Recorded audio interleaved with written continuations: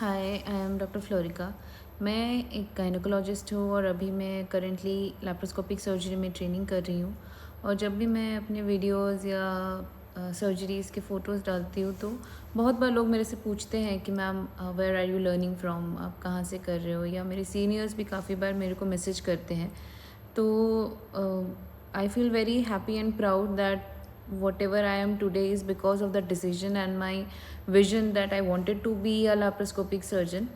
So if I start from the beginning, I passed out in 2023, 2023 में pass out हुई मैं। और after I passed out I was totally blank, because residency में laparoscopic surgeries देखती थी, बड़ा मन करता था कि अरे वाह ऐसे देखना है, सीखना है, करना है। पर जब आप रियलिटी देखते हो ना, जब अब 2023 में पास आउट हुए हो and you know nothing about gynae surgeries, मतलब zero hands on during PG. I don't know about other institutes, but the institute that I did from, वहाँ पे कोई गाइनी में हैंड्स ऑन नहीं था। We got obstetric hands-on, but there was no gynae surgeries that I could perform independently. Later on, independently, I have not even assisted properly in any gynae surgeries. So the main concern for me when I passed out was कि मेरे को gynae surgeries में कैसे confidence लाऊँ, कैसे सीखूँ. At that point of time, I joined MAMC as a senior resident, and again there was zero hands-on. I left shortly after that. I started to prepare for FNB in reproductive medicine again because मेरे को लगा reproductive medicine में I get to do laparoscopy, I get to do ultrasounds and learn infertility. So that was the main reason I wanted to do FNB। और उस time पे मैं Manipal hospital Gurgaon में I was working as an SR, and जब वहाँ पे मैं जाती थी ना तो all the procedures were being done laparoscopically. मतलब वहाँ पे ओपन सर्जरी का रेट ऑलमोस्ट 1 to 2% था।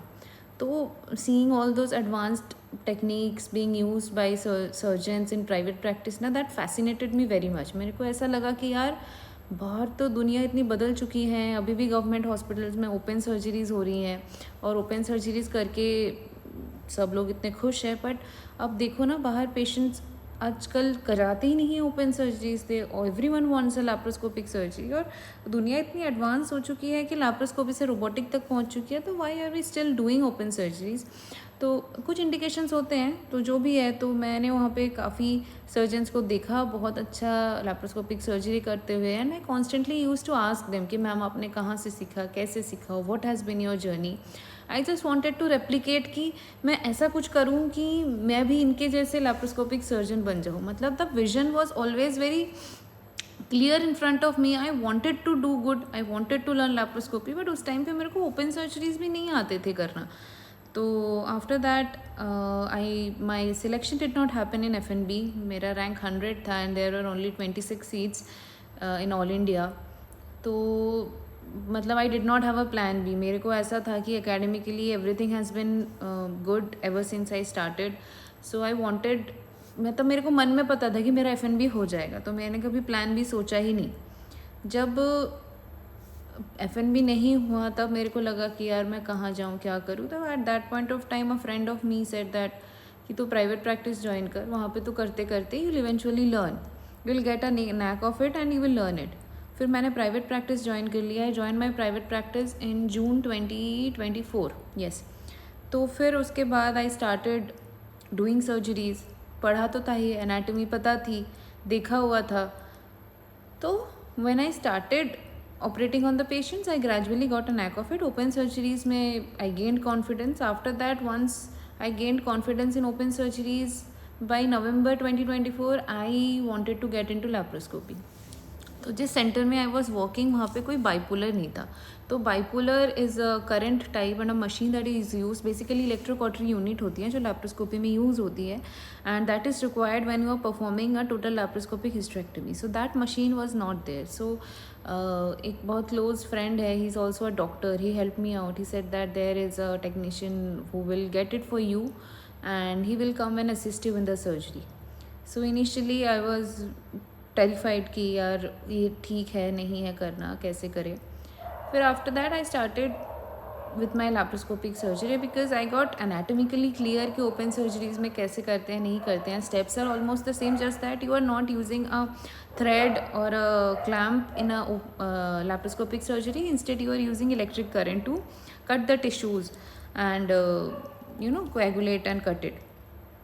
तो मैंने टेक्नीशियन के साथ स्टार्ट करा। I did, I think 6-7 cases like this. The technician used to come, let me put the ports, and सिखाया मेरे को कि पोर्ट प्लेसमेंट कैसे करनी है. But after some time I kind of realize that कि you can not rely on one person always कि वही आएगा, वही उसी के प्रेजेंस में आप सर्जरी करोगे. तो that cannot go on for a very long time. You need to scale it up, you need to learn it on your own. And so that was the time when I decided that I should start doing laparoscopic surgeries myself. तो मैंने machine arrange करी. I started doing lap surgeries with my OT technician who used to buy my OT technician previously, जिसके साथ मैं open surgeries करती थी. He was someone who was well equipped with laparoscopic surgery as per the surgical avenue was involved. उनको gynae laparoscopy का बहुत ज़्यादा idea नहीं था. बट ठीक है, I started doing. तो the main thing while I was performing the surgeries I faced was कि मेरे को ये कॉन्फिडेंस नहीं होता था कि मेरे को कहाँ तक डिसेक्शंस करनी है, how far I need to go, what should be the safe margin of a vault dissection, bladder को कहाँ तक exactly push back करनी है. तो at that point of time I kind of got into this realization that you cannot learn everything like a open surgery. Laparoscopic surgery is a different ball game altogether, and also you need to learn endo suturing. अगर आपको endo suturing नहीं आ रही है, endo suturing is considered a very big thing in laparoscopy. तो endo suturing अगर आपको नहीं आ रही है तो you can not confidently perform a surgery. अगर कुछ भी इंजरी होती है, how will you repair it? आप इलेक्ट्रिक करंट से एवरीथिंग रिपेयर नहीं कर सकते ना. आप कट कर सकते हो इलेक्ट्रिक करंट से, रिपेयर कैसे करोगे? तो at that point of time I had this realisation that in the long term अगर मेरे को अपना विजन पे चलना है, अगर मेरे को अपने आप को as a confident laparoscopic surgeon बन के देखना है ना, तो मेरे को कहीं अच्छी जगह से ट्रेनिंग लेनी पड़ेगी. I need to invest that amount of time. There is no shortcut for success. तो तब मैंने डिसीजन लिया कि हाँ, मैं लैप्रोस्कोपिक सर्जरी में ट्रेनिंग लूँगी. So currently I am doing a 1 year fellowship in laparoscopy, और it has been 3.5 months since I joined. Even I could not believe that when I started I was not confident. मुझे exact ports कहाँ पे place करना होता है मेरे को नहीं पता था. पोर्ट्स के एंगल्स क्या होते हैं नहीं पता था. लैप्रोस्कोपिक सर्जरी का अर्गोनॉमिक्स क्या होता है नहीं पता था. But when I see myself walking down 3.5 months later कि मैं कॉन्फिडेंटली सर्जरीज कर पा रही हूँ, मुझे पता है कि कहाँ पे मेरे को एग्जैक्टली जाना है, कितना डिसेक्शन करना है, कितना सेफ मार्जिन है, and I am doing endo suturing bye my self. So this has been a very enlightening part of my journey. और मैं अगर कोई स्टार्ट करना चाह रहा है ना, if someone has this vision कि मेरे को कुछ करना है, just don't do it because some XYZ is doing it. कि वो कर रहा है, मैंने इंस्टाग्राम पे देख लिया, यूट्यूब पे देख लिया, फ़ोटो देख लिया, तो मेरे को भी वो करनी है. This should not be the goal. If you feel from inside ना कि you feel happy doing it, आपको वो चीज़ करनी है, you want to do it ना, then only do it. Because whenever you start doing something, start learning something, it takes a lot of perseverance, it takes a lot of sacrifice, because this is something about a human body. आप एक surgery सीख रहे हो, ऐसा नहीं है कि आपको बस कोई खाना बनाना सीखना है या कोई मतलब सिलाई करनी सीखनी है. it is something that requires endurance. You are doing surgeries and you need to have confidence to do that. You need to feel good about doing that. आपको अंदर से उस चीज़ का satisfaction होनी चाहिए. Then only you can learn something, and you should learn something. Only then invest your time into that. अगर आप खुश हो, if you are happy doing obstetrics, you are happy doing deliveries, doing C-sections, then it is good. You want to get into infertility, you feel the passion for it, you should go for it. It's not like that you need to do each and everything in the world and then become a jack of all trades and master of none. And you want to do something, then become a master of it. So I'll just tell you a few things about laparoscopy.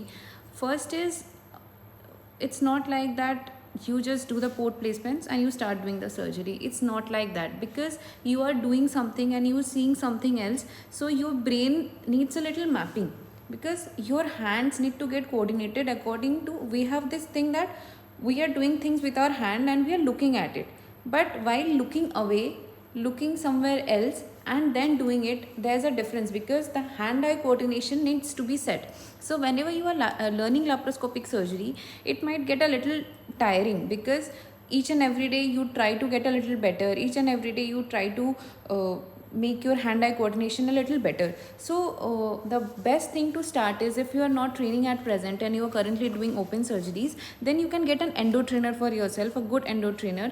I'll suggest that instead of a box shaped endo trainer, the oval one that mimics the human abdomen, it's better. You start with the endo trainer, do small practices like putting the ball on that. If some practices come along with it, so you can put the ball onto it, you can do a paper folding, you can pass a thread through the holes. So this kind of exercises will make you a little better with your hand eye coordination before you want to join a fellowship proper, so that you can extract the maximum out of it.